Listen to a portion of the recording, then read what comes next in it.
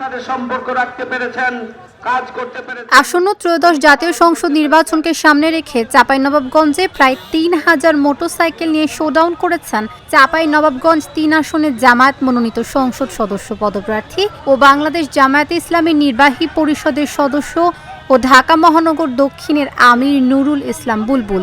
শনিবার সকাল 9:30টায় নবাবগঞ্জ সরকারি কলেজ গেট থেকে এই মোটরসাইকেল শোডাউন করা হয়।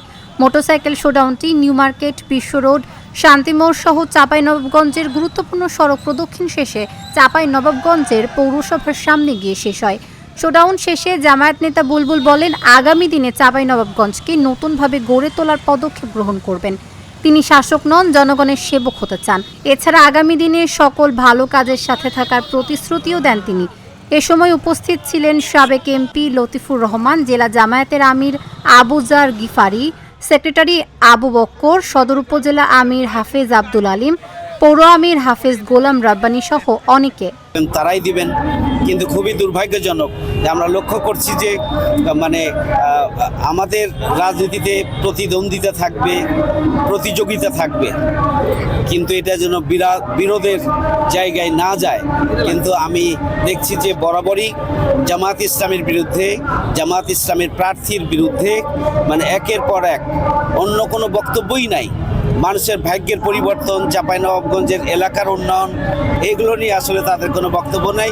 বক্তব্য একটাই, জামায়াত ইসলামীর এবং জামায়াত ইসলামের প্রার্থীর বিরুদ্ধে অপপ্রচার চালানো তাদের একটা বক্তব্য। এইটাই তাদের মূল বক্তব্য। আমার মনে হয় জনগণের দৃষ্টিভঙ্গি এবং চিন্তার পরিবর্তন হয়েছে। এখন জনগণ একে অপরের বিরুদ্ধে এই ধরনের অপবাদ, অপপ্রচার, সমালোচনা এগুলো শুনতে চায় না।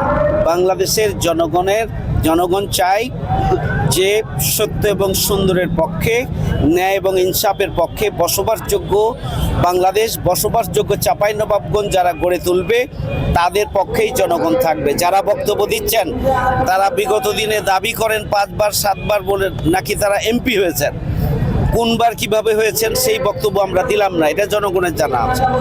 তাহলে এতবার সুযোগ পাওয়ার পরেও চাঁপাইনবাবগঞ্জে একটা মেডিকেল কলেজ নাই কেন? চাঁপাইনবাবগঞ্জের কলেজ একটা বিশ্ববিদ্যালয়, পূর্ণাঙ্গ বিশ্ববিদ্যালয় কলেজে পরিণত হয় নাই কেন? এই চাঁপাইনবাবগঞ্জ কলেজের অনার্স আমি নিয়ে এসেছি। আমি যখন এই কলেজের ভিপি ছিলাম, 4টি সাবজেক্টে রাজশাহী বিশ্ববিদ্যালয়ের ভাইস চ্যান্সেলরকে এখানে এনে 4টি সাবজেক্টে আমরা অনার্স এখানে এনেছিলাম। যে আজকে আমরা মোটর শোভাযাত্রা আয়োজন করেছি সুশাসন এবং শান্তির জন্য, পরিবর্তন, উন্নত ও আধুনিক চাঁপাইনবাবগঞ্জ গড়ে তোলার লক্ষ্যে আমরা সর্বস্তরের চাঁপাইনবাবগঞ্জবাসীর কাছে আমরা পরিবর্তনের বার্তা পৌঁছে দেওয়ার জন্যই আজকের আয়োজন করেছি। আপনারা জানেন যে আমরা দীর্ঘ সময় জুড়ে মানুষের সুখে দুঃখে, মানুষের পাশে আমরা সবসময় আসছি এবং মানুষের কল্যাণে দলমতের ঊর্ধ্বে উঠে আমরা ভূমিকা পালন করার জন্য চেষ্টা করছি। আমরা দীর্ঘ 17.5 বছরে একটা দেশের সার্বিক পরিস্থিতি সম্পর্কে আপনাদের ধারণা আছে। আমাকে চাঁপাইনবাবগঞ্জের স্বাভাবিকভাবে কার্যক্রমের সুযোগ দীর্ঘ বছরের পর বছর জুড়ে আমি পাইনি।